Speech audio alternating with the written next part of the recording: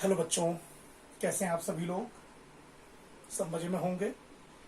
आप लोगों ने हमारा जो पहला वीडियो है वो देख लिया होगा।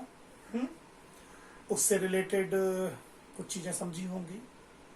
उसमें हमने बहुत ज़्यादा कुछ डिटेल में नहीं डिस्कस किया है। हमने उसमें छोटी छोटी जो इम्पोर्टेंट बातें हैं वो डिस्कस की। हमने सबसे पहले आपसे ये डिस्कस किया कि भाई आखिर मेजरमेंट क्या होता है। फिजिकल क्वांटिटी आई थी कि जिन्हें हम मेज़र कर सकते हैं। फिर मेजरमेंट क्या है, मेजरमेंट क्यों ज़रूरी है।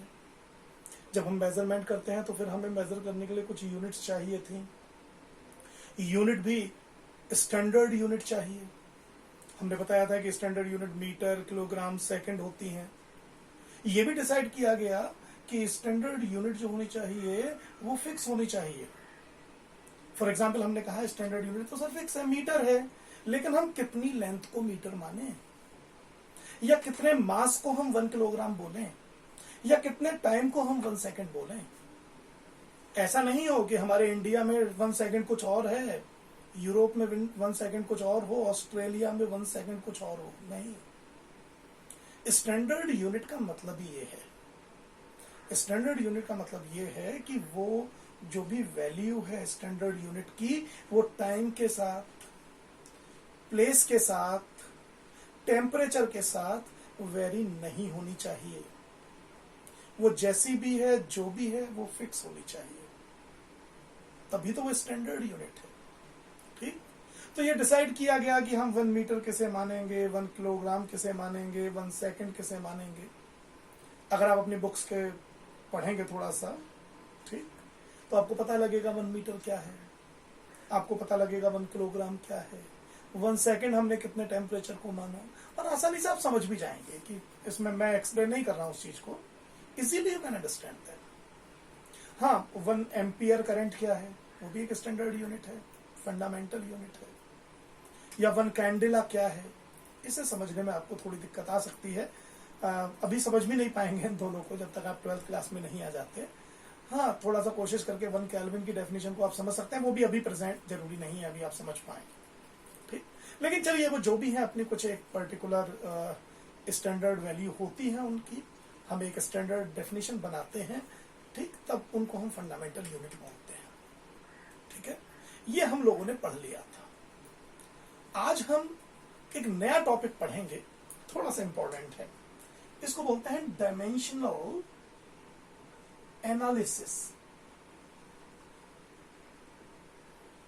डायमेंशनल एनालिसिस क्या है, ये समझना है। डायमेंशनल एनालिसिस में 2-3 चीजें आएंगी। डायमेंशन क्या है, डायमेंशनल फॉर्मूला क्या चीज है, डायमेंशनल इक्वेशन क्या चीज है। ये सब चीजें हमें जब समझेंगे हम, तब हम जान पाएंगे कि what actually is the meaning of dimensional analysis. पहले समझने की कोशिश करते हैं। देखिए, हमने पढ़ा था 2 तरीके की यूनिट होती है। एक होती है फंडामेंटल यूनिट। फंडामेंटल यूनिट को अपने आप को कंप्लीटली डिस्क्राइब करने के लिए किसी और यूनिट की जरूरत नहीं है। हालांकि ये बना है फंडामेंटल क्वांटिटीज से। वो क्वांटिटीज जिन्हें अपने कंप्लीटली डिस्क्रिप्शन के लिए किसी दूसरे और यूनिट की जरूरत है ही नहीं, वो फंडामेंटल क्वांटिटीज थी। और जो फंडामेंटल क्वांटिटीज की यूनिट है वो फंडामेंटल यूनिट है। लेकिन यूनिट तो डिराइव्ड यूनिट भी होती हैं, जो डिराइव्ड क्वांटिटीज की यूनिट है ना। कई डिराइव्ड यूनिट होती हैं, और ऐसे ही डिराइव्ड यूनिट की डिराइव्ड क्वांटिटीज होते हैं। I am sorry of saying that again. कई सारी डिराइव्ड फिजिकल क्वांटिटीज होती हैं और उनकी डिराइव्ड यूनिट्स होती हैं। जैसे हम एक एग्जांपल लेते हैं। जब हम छोटी क्लासेस में थे, हमने पढ़ा था कि फोर्स होता है मास इनटू एक्सेलरेशन, ठीक है ना, पढ़ा था हमने। अब मुझसे अगर कोई कहता है, अच्छा बताइए sir, what should be the unit of force, तो मैं कहूंगा इजी है, it should be unit of mass into unit of acceleration. ठीक है सर, तो यूनिट ऑफ फोर्स कितनी निकल कर आ गई, unit of mass is kilogram, unit of acceleration is metre per second square, तो ये मुझे फोर्स की यूनिट मिल गई। आप ऐसे भी कह सकते हैं कि जो यूनिट ऑफ फोर्स है वो unit of mass unit of acceleration है, या यहां पर अगर हम थोड़ा और देखें, देखिए ये क्या है, ये है यूनिट ऑफ मास,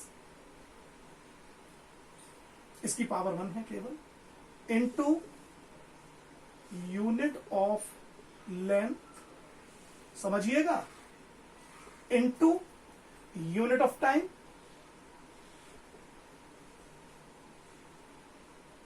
की पावर -2, है ना। ये भी तो कह सकते हैं हम इससे। हमने यहां किलोग्राम जरूर लिया है, लेकिन भाई ये तो ग्राम भी हो सकता था। बेसिकली तो ये यूनिट ऑफ मास है, ध्यान देने वाली बात तो ये है। अच्छा, मैं फोर्स को एक दूसरे तरीके से लिखता हूं, मैं ऐसे लिखता हूं, force can be written as unit of mass, मैं चलिए एम से रिप्रेजेंट कर देता हूं।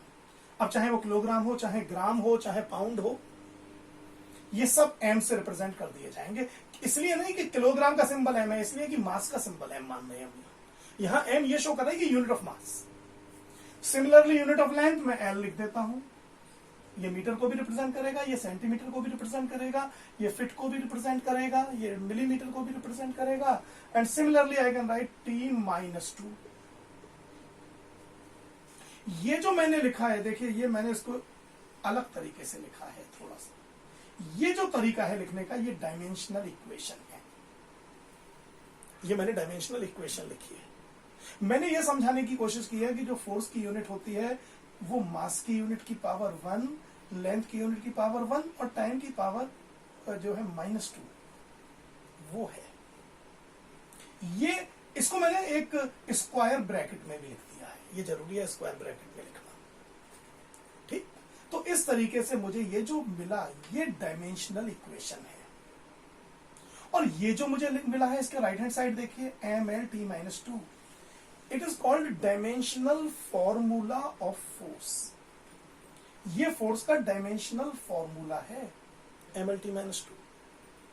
तो मैं डायमेंशनल इक्वेशन समझ गया, मैं डायमेंशनल फॉर्मूला समझ गया, बट व्हाट इज डायमेंशन? देखिए डायमेंशन क्या है, यहां पर मास की पावर 1 है, लेंथ की पावर 1 है, टाइम की पावर -2। तो जब मैंने फोर्स की डिराइव्ड यूनिट देखने की कोशिश की, तो मैंने देखा कि इस डिराइव्ड यूनिट को रिप्रेजेंट करने के लिए यूज तो मैंने फंडामेंटल यूनिट से की है, लेकिन इन फंडामेंटल यूनिट्स के ऊपर कुछ पावर्स मुझे लिखनी पड़ी है, एक्सप्रेस करनी पड़ी है। यानी derived unit can be expressed by using few powers of fundamental units। ये जो पावर मैंने लिखी हैं, these are called dimensions। तो ये 1, 1 और -2 जो आप देख रहे हैं, ये डायमेंशन है।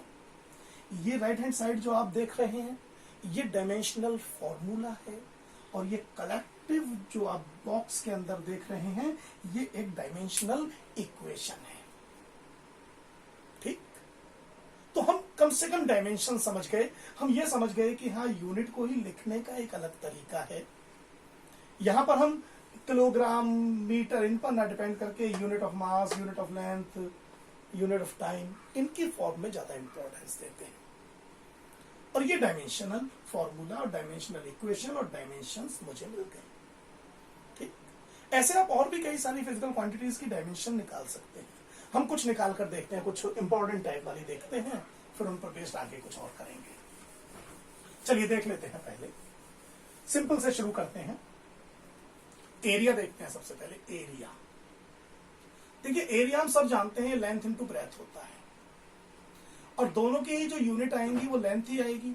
तो लेंथ की यूनिट भी लेंथ है, ब्रेथ की यूनिट भी बेसिकली लेंथ की ही यूनिट है, सो it will B length square. अच्छा, अगर यही आप मान लीजिए वॉल्यूम बोलते हैं, तो ये length into breadth into height, मेरे ख्याल से अब ज्यादा रिप्रेजेंट करने की जरूरत नहीं है, आप समझ जाएंगे, इट इज L3, है ना। क्योंकि हाइट की भी जब आप डायमेंशन लेंगे तो वो भी तो मीटर में ही आएगी, सेंटीमीटर भी हो सकती है। मतलब यूनिट हमें लेंथ की ही चाहिए, बार बार यूनिट 3 बार। अच्छा, अगर मैं मान लीजिए लेता हूं स्पीड, स्पीड आप जानते हैं होता है सर डिस्टेंस अपॉन टाइम। अच्छा, ये वेलोसिटी के लिए भी यही आएगा। अच्छा, डिस्टेंस क्या होगा, डिस्टेंस तो लेंथ है, तो यूनिट L आएगी, टाइम T आएगा, so it will become LT-1। Speed मिल गया। अच्छा, अगर एक्सेलरेशन होता, एक्सेलरेशन होता है change in velocity upon time. अच्छा, चेंज इन वेलोसिटी वो तो स्पीड ही रहेगा, यानी L T minus one upon time, and it will become L T minus two. Box के अंदर बंद करना जरूरी है। ये एक्सेलरेशन मिल गया मुझे। अच्छा, अगर फोर्स की बात करें, ये इंपॉर्टेंट है सर, जो भी हमने थोड़ी देर पहले देखा था वो क्या था, मास इंटू एक्सेलरेशन। मास तो सिंपल एम ही होता है और एक्सेलरेशन है L T minus two, so it will become M L T minus two. अच्छा, अब यहां पर अगर आप प्रेशर कहने लगे, प्रेशर प्रेशर होता है thrust per unit area. Thrust तो वही फोर्स ही है, तो it will be M L T minus two divided by area which is L two, so it will become M, think over it, L minus one T minus two. भाई यहां L की power one है, यहां minus two हो जाएगा ऊपर जाकर, तो one minus two is minus one. Pressure भी मिल गया। चलिए वर्क निकाल लेते हैं, ये भी बड़ा इंपॉर्टेंट है। वर्क होता है फोर्स इंटू डिस्प्लेसमेंट। फोर्स हमने क्या निकाला, M L T minus two, यहां देखिए कहीं निकाल रखा है force, M L T minus two, displacement is again L, so it will become M L two T minus two. अच्छा, एनर्जी भी फिर यही हो जाएगी।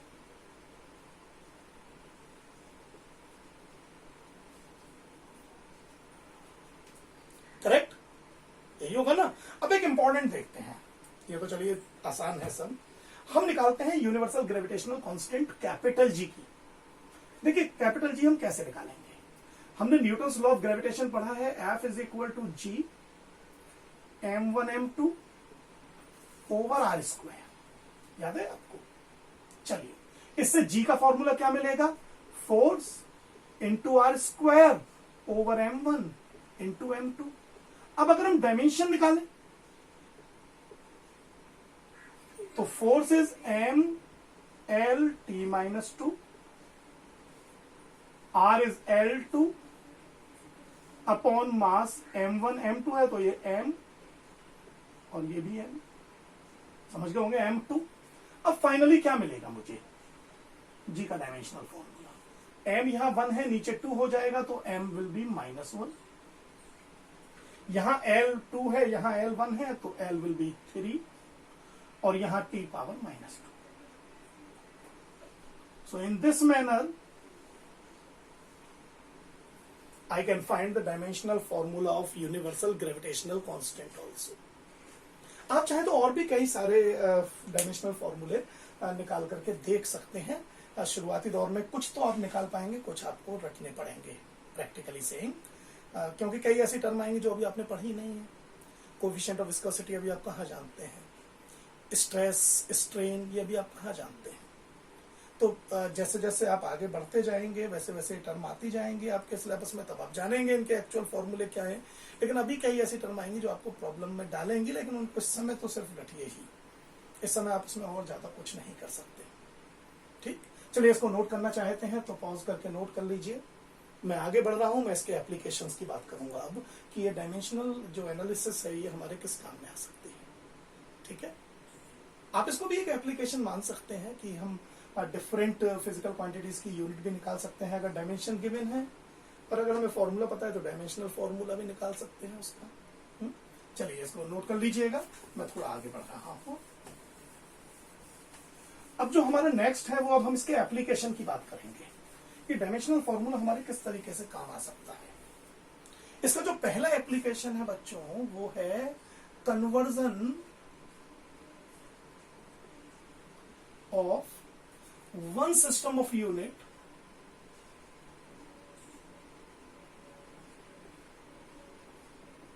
to another system of unit।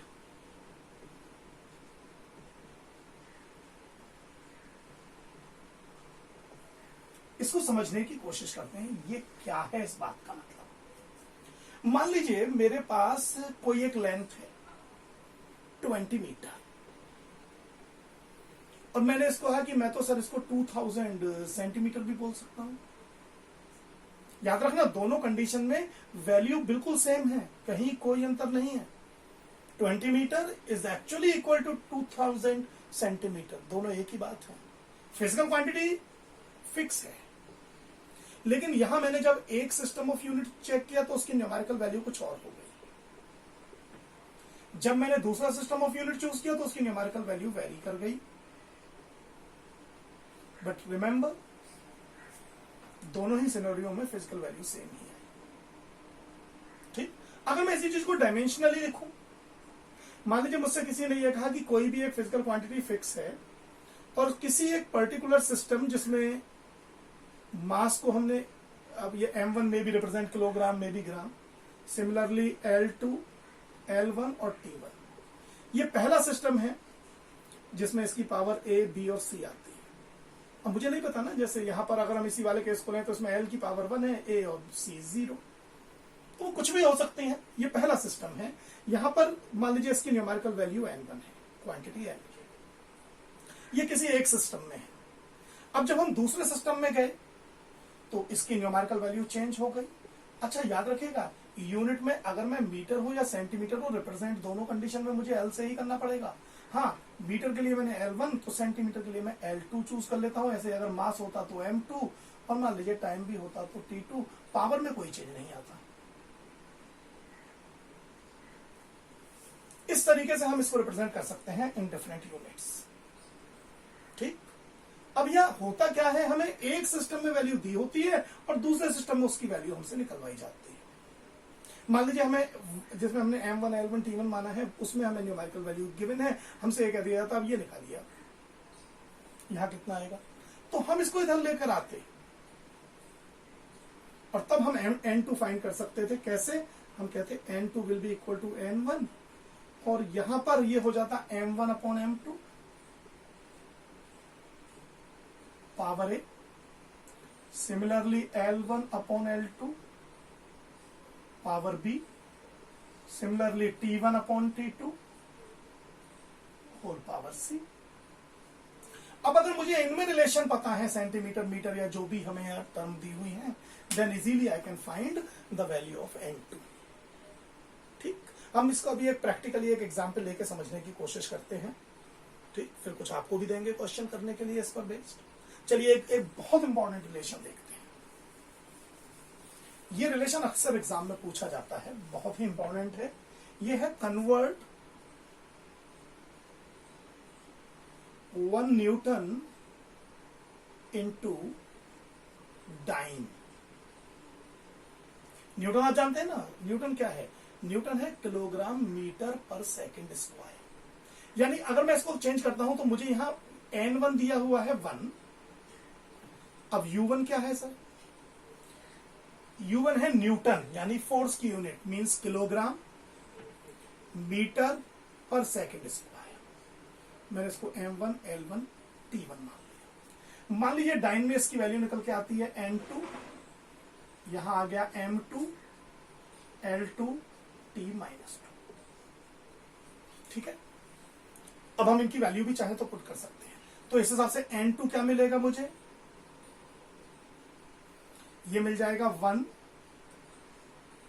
M1 upon M2, इसकी पावर 1 ही है। L1 अपॉन L2, इसकी भी पावर 1 है। And T1 upon T2, the power is -2 this time. अब आप कंसीडर कीजिए, M1 जब आप न्यूटन ले रहे थे तो M1 was representing kilogram, correct? तो इट वॉज 1 किलोग्राम। और जब आप डाइन ले रहे थे तो ये CGS सिस्टम था, यानी ये 1 ग्राम रहा होगा, पावर 1। लेंथ यहां न्यूटन में मीटर में रही होगी, जबकि यहां 1 सेंटीमीटर में रही होगी, पावर 1। यहां T1 सेकंड में होगा, यहां भी T2 सेकंड में होगा, दोनों ही सिस्टम में टाइम सेकंड में ही रहता है। और अब मैं इसको CGS सिस्टम में चेंज करूंगा। Kilogram will must be convert into gram, so it will become 1000 gram upon 1 ग्राम। ये क्या होगा? अब यहां मुझे मिल जाएगा 100 सेंटीमीटर इंटू 1 सेंटीमीटर, और ये तो एज इट इज है ही 1 second upon 1 second, it is 1 actually. 1 power minus 2 is also 1. So what I am getting? I am getting n2 is equal to 1000 into 100 यानी 10 raised to the power 5. Correct? और इस तरीके से मुझे यहां पर मिल गया कि 1 Newton which is kilogram meter per second square is equal to n2 और the 10 raised to the power 5 dyne. तो इस तरीके से मैं ये रिलेशन निकाल सकता हूं. ठीक. अच्छा आप भी देखिए, मैं कुछ क्वेश्चन बोल रहा हूं यहां होमवर्क के लिए, इसको करिएगा. एक तो आप 1 joule is equal to how many ergs, ये निकालिएगा. क्वेश्चन नंबर 2 में आप 9.8 मीटर पर सेकेंड स्क्वायर को कन्वर्ट करिएगा हाउ मेनी सेंटीमीटर पर सेकेंड स्क्वायर. और तीसरा क्वेश्चन एक और आप कन्वर्ट कर सकते हैं. ओके, जी की वैल्यू निकालिएगा जो होता है 6.67 into 10 raise to the power -11 newton metre square पर kilogram square. Convert it into CGS system यानी 9 सेंटीमीटर स्क्वायर पर ग्राम स्क्वायर. इसको आप ट्राई करके देखिएगा, देखते हैं आप कर पाते हैं कि नहीं कर पाते. नहीं होगा तो फिर आगे करेंगे इसको. अभी आगे बढ़ते हैं. इसको नोट करना चाहें आप नोट कर लीजिए क्योंकि अब हम दूसरे उस पर आ रहे हैं एप्लीकेशन पर. ठीक, दैट ओके. चलिए सेकंड एप्लीकेशन देखिए. इसका सेकंड एप्लीकेशन में हम ये फाइंड आउट करने की कोशिश करेंगे कि एक गिवन इक्वेशन, एक गिवन फॉर्मूला करेक्ट है या नहीं. हमें एक फॉर्मूला दिया जाएगा और कहा जाएगा कि आप इसको चेक कीजिए कि ये फॉर्मूला सही है या गलत है. ठीक. हम कोशिश करते हैं ये पता लगाने की कि डायमेंशनली हम कैसे ये आइडिया लगा सकते हैं weather a given formula is correct और रॉन्ग. ठीक. एक एग्जाम्पल लेकर के उसको समझेंगे. देखिए एक सिंपल सी बात समझ लीजिए, अगर हमारा कोई फॉर्मूला डायमेंशनली करेक्ट होगा तो लेफ्ट हैंड साइड की डायमेंशंस और राइट हैंड साइड की डायमेंशंस, दोनों डायमेंशंस नेसेसरीली सिमिलर आनी चाहिए. अगर दोनों साइड की डायमेंशंस सिमिलर नहीं आ रही हैं, इसका मतलब ये फॉर्मूला डायमेंशनली इनकरेक्ट है, सही नहीं है. और अगर दोनों साइड की डायमेंशन सेम आ रही हैं, इसका मतलब हमारा जो फॉर्मूला जो भी आपने चेक किया है वो डायमेंशनली करेक्ट है. मैं समझने की कोशिश करता हूं, एक एग्जाम्पल लेके समझते हैं. मान लीजिए मेरे पास एक सिंपल पेंडुलम है. ये मान लो सिंपल पेंडुलम है. इस सिंपल पेंडुलम की इफेक्टिव लेंथ एल है. इफेक्टिव लेंथ समझते हैं. ये मान लो इसका सेंटर है. तो सेंटर से सपोर्ट तक का जो डिस्टेंस होता है, ये डिस्टेंस, ये इफेक्टिव लेंथ है. और मान लीजिए acceleration due to gravity is G. मुझसे कहा गया कि फॉर्मूला है time period T is equal to 2 pi into L over G. आप चेक कीजिए कि ये फॉर्मूला डायमेंशनली करेक्ट है या डायमेंशनली करेक्ट नहीं है. मेरे पास एक ही तरीका है. मैं दोनों साइड की डायमेंशंस देखूंगा और मैं चेक करूंगा कि डायमेंशन सिमिलर है कि नहीं. अगर डायमेंशंस सिमिलर हैं तो ये फॉर्मूला सही है. अगर डायमेंशंस मान लीजिए सिमिलर नहीं है तो फिर ये फॉर्मूला गलत है. सीधी सी बात है. ओके, चलिए देखते हैं. चलिए पहले हम निकालते हैं dimensions of left hand side. Dimensions क्या है? बेसिकली डायमेंशनल फॉर्मूला है. ये तो खाली टाइम है यहां पर और कुछ है ही नहीं. अगर टाइम है तो मास यहां 0 होगा, लेंथ 0 होगी, टाइम 1 होगा, बस और कुछ है ही नहीं. अब हम निकालते हैं dimensions of right hand side. चलिए जब राइट हैंड साइड की डायमेंशन निकालेंगे तो 2 पाई की तो कोई डायमेंशन नहीं होती. ये डायमेंशन लेस कांस्टेंट है. पाई क्या है भाई? Circumference upon diameter. सरकमफेरेंस की भी यूनिट जो भी होगी, मीटर या सेंटीमीटर, डायमेंशन की भी यूनिट वही होगी, लेंथ की. तो दोनों यूनिट्स कैंसिल आउट हो जाएंगी. तो 2 पाई में तो कोई यूनिट होती नहीं है. लेंथ की यूनिट रह गई. लेंथ की यूनिट है तो एल और अपॉन जी. जी क्या होता है? L T minus 2. तो ये फाइनली ये फाइनल रिजल्ट बन जाएगा L minus 1 T2. L final complete हो जाएगा और इधर आ जाएगी पावर T2. हम क्या देख रहे हैं, हम देख रहे हैं कि dimension of left hand side and right hand side are not same. Dimension of left hand side is not equal to dimension of right hand side. So formula is dimensionally incorrect. ये formula dimensionally incorrect है। समझ रहे हैं आप? मुझे नहीं लग रहा कि ये फॉर्मूला सही है, तो हम ये कह सकते हैं कि नहीं, इस फॉर्मूले में कुछ ना कुछ गड़बड़ है। हाँ, हम चाहें तो डायमेंशनली करेक्ट फॉर्मूला भी ड्राइव कर सकते हैं, इससे अगला एप्लीकेशन हम यही देखेंगे, पर फिलहाल ये डायमेंशनली इनकरेक्ट है। अच्छा, एक और केस देखते हैं, चलिए उसको देखते हैं। मान लीजिए किसी ने मुझसे ये कहा कि अच्छा इसको चेक कीजिए, s is equal to ut plus half at square, इसको इसकी करेक्टनेस चेक कीजिए। सब जानते हैं आप कि ये तो सही फॉर्मूला है, इसको तो आप शायद अभी नहीं जानते, लेकिन इस फॉर्मूले को जानते हैं कि ये सही है। हम चेक करते हैं डायमेंशनली। चलिए पहले, अच्छा यहां एक गड़बड़ आएगी, आप राइट हैंड साइड की डायमेंशन कैसे निकालेंगे? हमें एक बात ध्यान रखनी होगी यहां पर कि हम यहां ut और हाफ at स्क्वायर को ऐड कर रहे हैं, and according to a principle called principle of homogeneity, only like quantities can be added or subtracted. Multiply divide आप कर सकते हैं डिफरेंट टाइप की फिजिकल क्वांटिटीज को, लेकिन ऐड या सब्ट्रैक्ट सिर्फ और सिर्फ लाइक क्वांटिटीज ही की जा सकती हैं, ऐड या सब्ट्रैक्ट। तो ut और हाफ at स्क्वायर की डायमेंशन सेम होनी चाहिए, और जो ऐड होने के बाद आएगी डायमेंशन वो इस s की डायमेंशन होनी चाहिए। तो अगर मुझे ये डायमेंशनली इसकी करेक्टनेस प्रूव करनी है, तो मुझे शो करके दिखाना होगा कि जो डायमेंशन s की है वही डायमेंशन ut की है, वही डायमेंशन हाफ at स्क्वायर की भी, तभी हम ये कह पाएंगे कि ये फॉर्मूला डायमेंशनली करेक्ट है। ठीक, अदरवाइज नहीं। चलिए देखते हैं what is dimension of s। s क्या है यहां?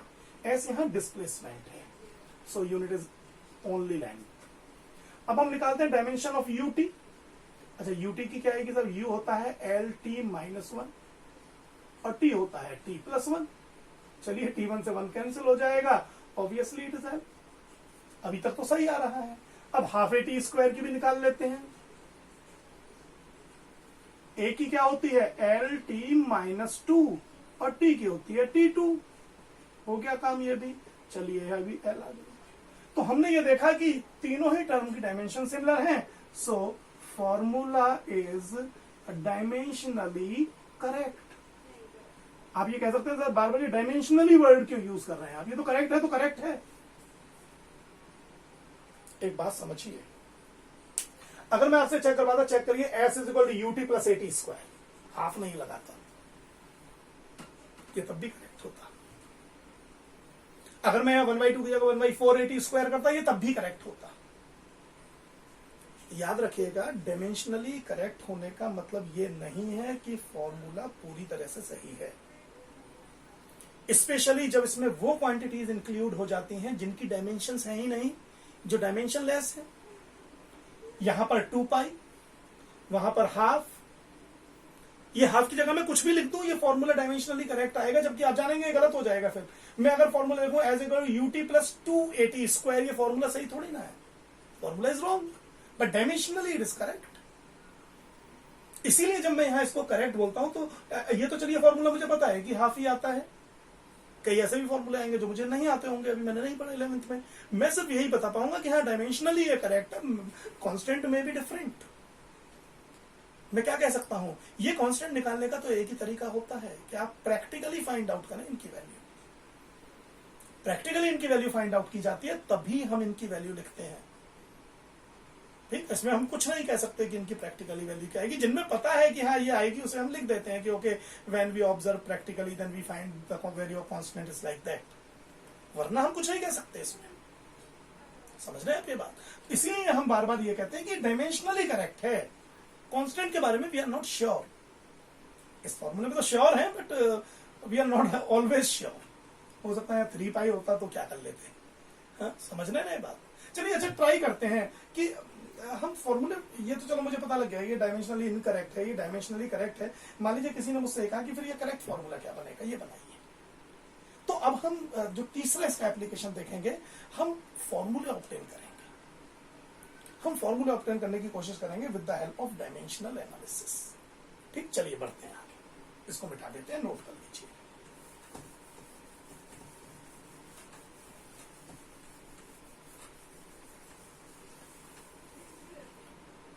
मान लीजिए किसी ने मुझसे ये कहा, चेक, हम डेराइव फॉर्मूले कर रहे हैं, एप्लीकेशन नंबर 3 है ये। मान लीजिए किसी ने मुझसे ये कहा कि एक ऑब्जेक्ट से सर्कुलर पाथ पे मूव कर रहा है, इसका मास है m और ये किसी वेलोसिटी v से चल रहा है और इसकी रेडियस है r। इसे सर्कुलर पाथ पर मूव करने के लिए एक फोर्स चाहिए F, जिसको कहते हैं सेंट्रीपिटल फोर्स। और मुझे बता दिया गया कि सर ये जो सेंट्रीपिटल फोर्स है ये इन 3 चीजों पर डिपेंड करता है। किस पर डिपेंड करता है? वेलोसिटी पर डिपेंड करता है, मास पर डिपेंड करता है और रेडियस पर डिपेंड करता है। ये नहीं पता कि v का स्क्वायर होता है, v का क्यूब होता है, अपॉन में v आता है, पता नहीं क्या आता है। इवन मुझे तो कांस्टेंट भी नहीं पता कोई लगता हो, बस ये पता है कि हाँ ये इन तीनों चीजों पर डिपेंड करता है। फॉर्मूला आप ड्राइव करिए। हम ऐसे क्वेश्चन में क्या करते हैं, हम ये मान लेते हैं कि चलिए मान लीजिए ये v raise to the power a, m raise to the power b और r raise to the power c पर डिपेंड करता है। पावर कुछ तो होंगी, और अगर ऐसा है तो ये फॉर्मूला अगर ऐसे बनना है तो जो डायमेंशन ऑफ फोर्स आनी चाहिए वो आनी चाहिए कांस्टेंट के। अब मैंने साइन को इक्वल टू और कांस्टेंट में कन्वर्ट कर दिया। वो v raise to the power a, m raise to the power b, r raise to the power c। और डायमेंशन ऑफ f क्या होती है? वो होती है, हमने पढ़ा है m l t माइनस 2। यहां 1 1 मान लेते हैं। ओके, के डायमेंशनलेस कांस्टेंट है, v होता है एल टी माइनस 1 पावर ए, मास तो केवल मास ही है पावर बी, रेडियस केवल लेंथ है पावर सी। और यहां से अब हम इनके जो पावर्स हैं उनको एक तरह से कंपेयर करने की कोशिश करेंगे। अभी पहले इसको एक बार और थोड़ा सा बढ़ा लेते हैं। m power 1, l power 1, t power minus 2 is equal to k। अब जरा टोटल पावर ऑफ l देख लीजिए, l की पावर a प्लस c आ रही है ना, यहां से a यहां से c। सिमिलरली m की पावर, मुझे पहले m ले लेना चाहिए था पर चलिए ओके नो प्रॉब्लम, b आ रही है और t की पावर आ रही है माइनस a। अब हम कंपेयर कर सकते हैं आसानी से, पहले m को ही कंपेयर कर लेते हैं। यहां पावर b है, यहां पावर 1 है, तो obviously b should be equal to 1। t को भी देख लीजिए, minus a is minus 2 which implies a is equal to 2। चलिए a और b तो निकल गया, अब c और निकाल लेते हैं। c के लिए रिलेशन है a plus c is equal to 1।